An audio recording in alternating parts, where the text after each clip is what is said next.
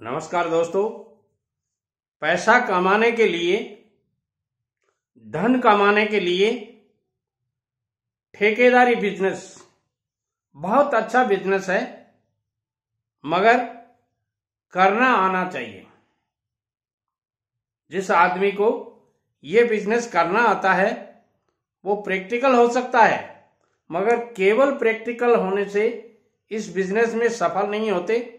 आपने देखा होगा 3 साल आते आते, यानी ठेकेदारी शुरू करने के बाद में 3 साल आते आते 10% ठेकेदार ही रह जाते हैं और 90% ठेकेदार फेल हो जाते हैं। मैं कहूंगा कि 10% ठेकेदार ही क्यों रहते हैं। कुछ खास कारण होते हैं उनके, कुछ बारीकियां होती हैं बिजनेस की जो वो नहीं जानते हैं। आइए आज इस वीडियो में बताता हूं कि यदि आप कोई सिविल इंजीनियरिंग किए हुए हैं और सर्विस नहीं लगी है और ठेकेदारी शुरू करने की आपके मन में आ रही है, यदि आप कोई कंस्ट्रक्शन का काम पहले से जान रहे हैं, कम पढ़े लिखे हैं, बहुत अच्छे पढ़े लिखे नहीं हैं, तो भी आप ठेकेदारी कर सकते हैं। और यदि आप बहुत अच्छे पढ़े लिखे हैं, यानी आपने एडवोकेटशिप की तैयारी की थी, LLB की थी, मगर आपकी एडवोकेटशिप किसी कारण से नहीं चल रही या किसी कारण से आप नहीं कर पा रहे हैं, तो भी आप ठेकेदार बन सकते हैं। आपने MBBS किया है और फिर भी आप इस बिजनेस में, अपने MBBS के बिजनेस में यानी डॉक्टर बनने में कहीं कोई दिक्कत आ रही है या उस पैसे से आप नहीं कमा पा रहे हैं अच्छा, तो ठेकेदारी कर सकते हैं आप।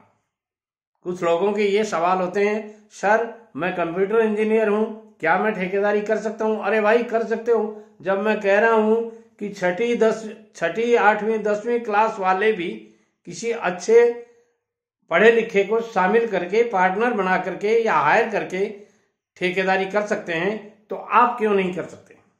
आइए, ठेकेदारों में बहुत से गुण होते हैं, मगर क्योंकि ठेकेदारी एक कला है, एक बिजनेस के साथ साथ एक कला भी है, और इस कला में जो माहिर होता है वो पैसा कमाता है, वो अच्छा पैसा कमाता है। आपके मन में ये बहुत बार आता होगा कि how to make more money, how to earn more money. तो इस वीडियो को शुरू से लेकर अंत तक जरूर देखिएगा। दोस्तों, ठेकेदारी करना बहुत ही आसान है, पैसा कमाना बहुत आसान है, बशर्ते कि आपको उस बिजनेस से संबंधित कुछ बातें पहले से जानकारी कर लेनी चाहिए। कोई भी बिजनेस आप शुरू करेंगे, हर बिजनेस पैसा देता है, मगर 10% आदमियों को ही देता है। क्यों? कारण यही है कि वो 10% आदमी पहले उस बिजनेस की हर बारीकी को ध्यान से देखते हैं, समझते हैं, जानकारी लेते हैं और उसके बाद में उस मार्केट में या उस सेक्टर में कूदते हैं।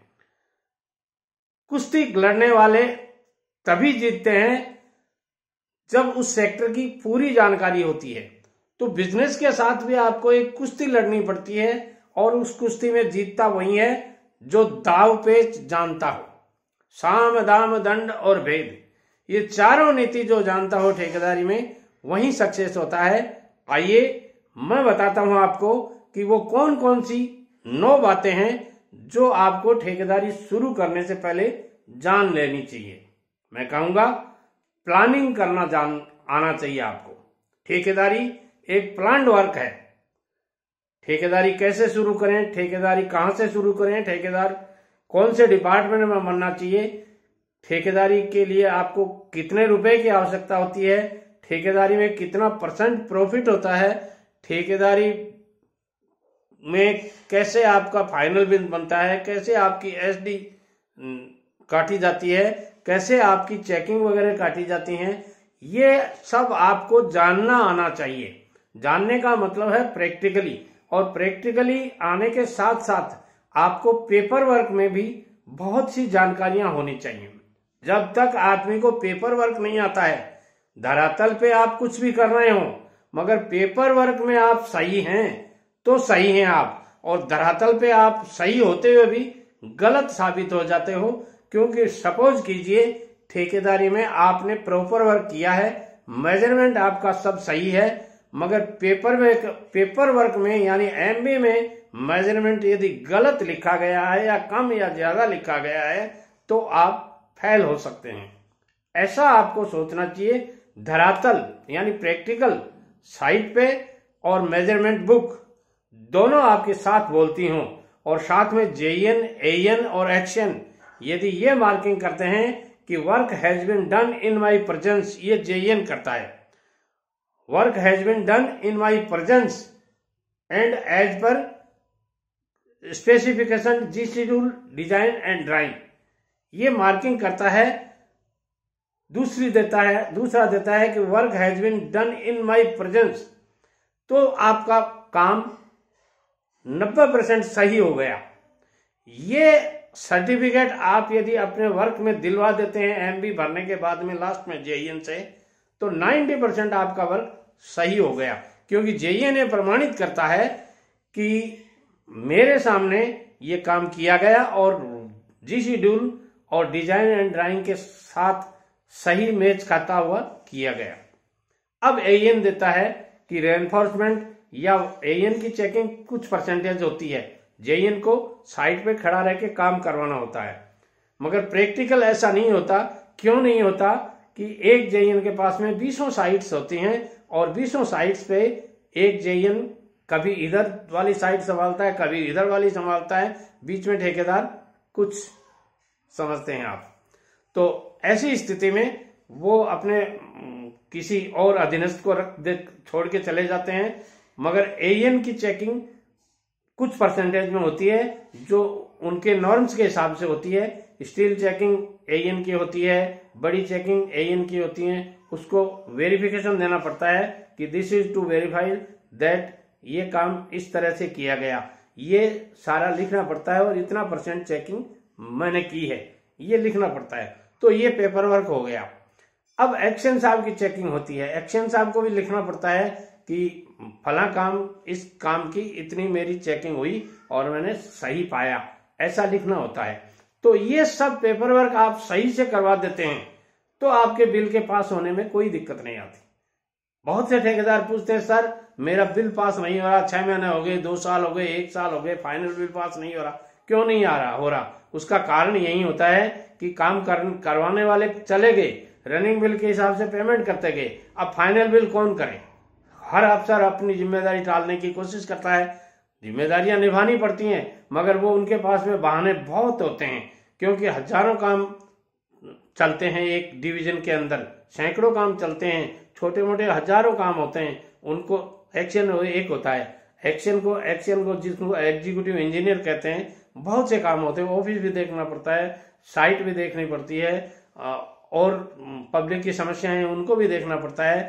हायर अथॉरिटीज के फोन कॉल्स आते हैं उनको भी अटेंड करना पड़ता है, उनको पेपर का जवाब भी देना पड़ता है, और लिमिट जिसको ठेकेदारों को जो पेमेंट करते हैं उसका अरेंजमेंट भी करना होता है। बहुत से काम होते हैं। ऐसी स्थिति में वो अपना प्रॉपर टाइम नहीं दे पाते उस फाइनल वर्क के लिए, और फाइनल वर्क में ठेकेदार भी थोड़ा आलसी हो जाता है। क्योंकि मान लीजिए आपका 20 लाख का काम है, 20 लाख का काम आपने किया तो 19 लाख रुपए आपने ले लिए, अब लाख रुपए बचे हैं उसमें, तो आप सोचते हो ले लेंगे, कभी भी ले लेंगे, जब मर्जी होगी तब ले लेंगे।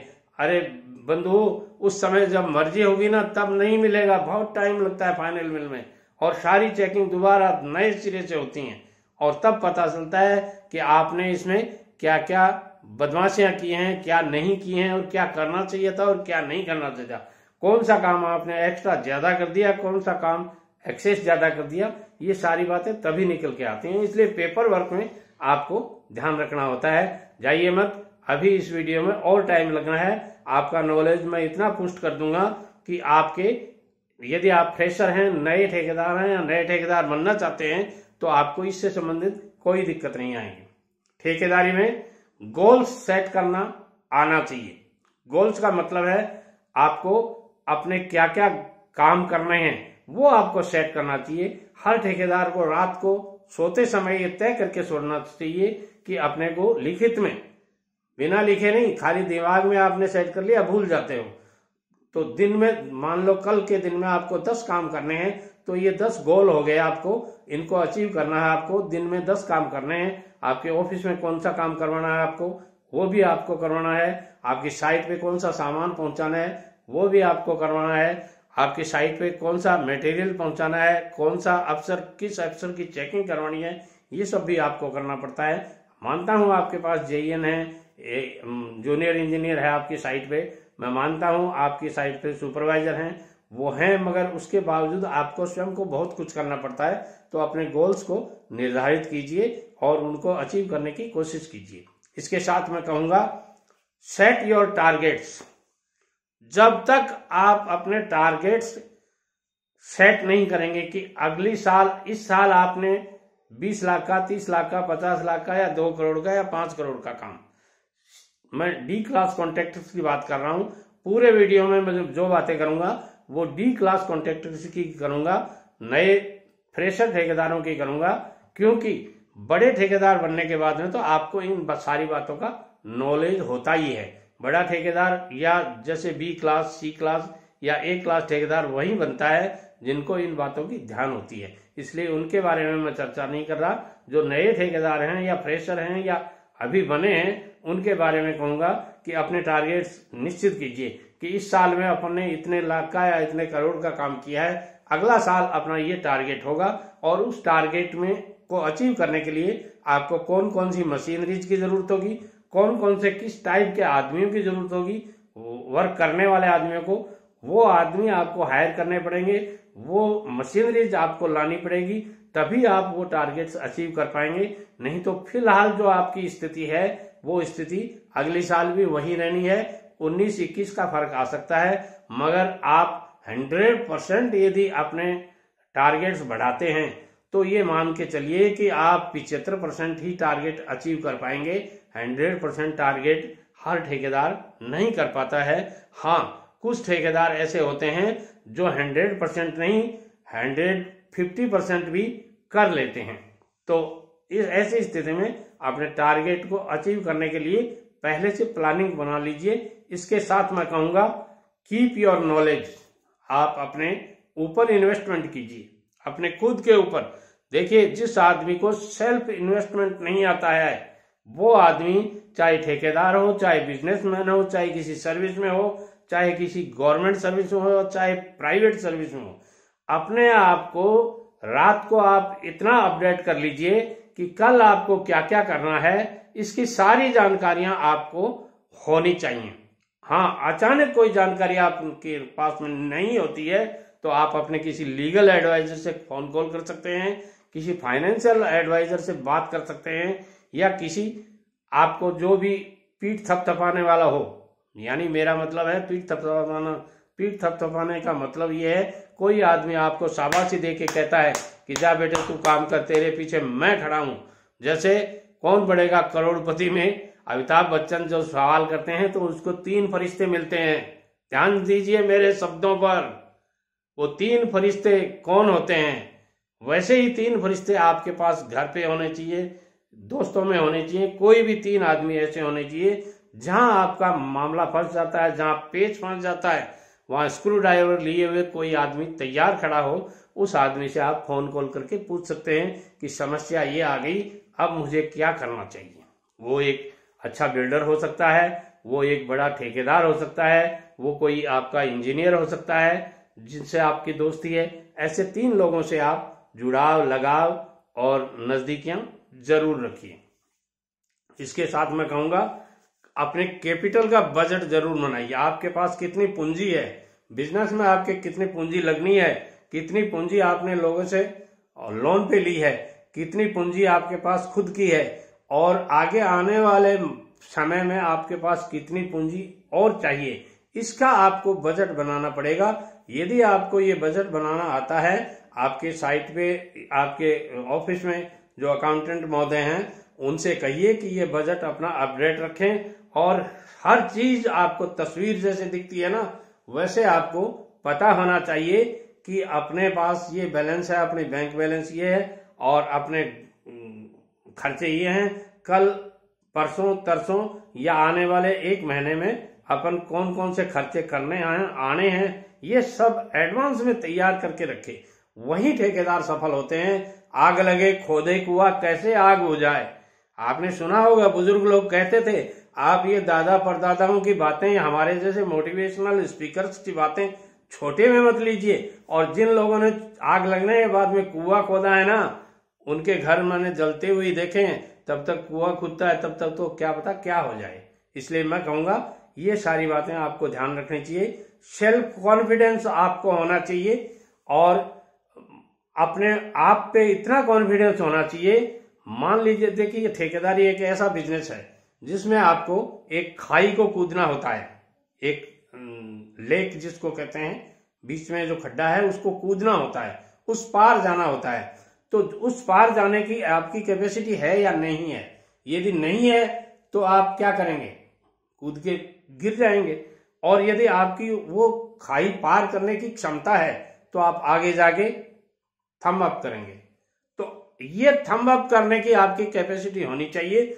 यदि ये कैपेसिटी आपको नहीं है तो ये कॉन्फिडेंस आपका कैसे बढ़े, क्या करना चाहिए उसके लिए, और कुछ नहीं कर सकते। तो सुबह जब भी आप अपने काम पे जाते हैं, ऐसे तो है नहीं कि आप, आजकल ठेकेदार लोग गाड़ियां लेके जाते हैं, तो कम से कम गाड़ी में ही बैठे बैठे एस.एन. शर्मा मोटिवेशनल स्पीकर का एक वीडियो, कोई भी सब्जेक्ट का हो, देख लीजिए, आपको मोटिवेशन मिलेगा।